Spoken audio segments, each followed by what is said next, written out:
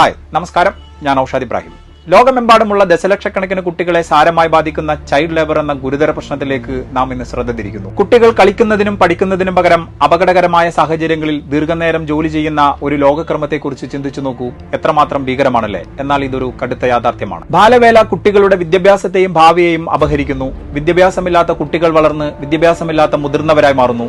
ഇത് കുടുംബങ്ങളെ ദാരിദ്ര്യത്തിന്റെ പടുകുഴിയിലേക്ക് തള്ളിവിടുന്നു. നമ്മുടെ ഭരണഘടനയിലെ directive principles of state policy പ്രകാരം 6 മുതൽ 14 വയസ്സ് വരെയുള്ള മുഴുവൻ കുട്ടികൾക്കും നിർബന്ധിതവും സൗജന്യവുമായ വിദ്യാഭ്യാസം രാജ്യം ഉറപ്പു നൽകുന്നു. 1986 നിലവിൽ വന്ന child labour prohibition and regulation act പ്രകാരം 14 വയസ്സിന് താഴെയുള്ള മുഴുവൻ കുട്ടികളെയും തൊഴിൽ മേഖലകളിൽ നിന്ന് മാറ്റി നിർത്തണമെന്ന് നിയമം അനുശാസിക്കുന്നു. ഓരോ കുട്ടിയുടെയും പഠിക്കാനും സ്വപ്നം കാണാനുമുള്ള സ്വാതന്ത്ര്യത്തിന്റെ കാവൽക്കാരാകാൻ നമുക്ക് സാധിക്കണം. ഓരോ കുട്ടിക്കും അവന്റെ ബാല്യം പൂർണ്ണമായി വകവെച്ച് നൽകിക്കൊണ്ടല്ലാതെ പുതിയൊരു ലോകക്രമം സാധ്യമല്ല.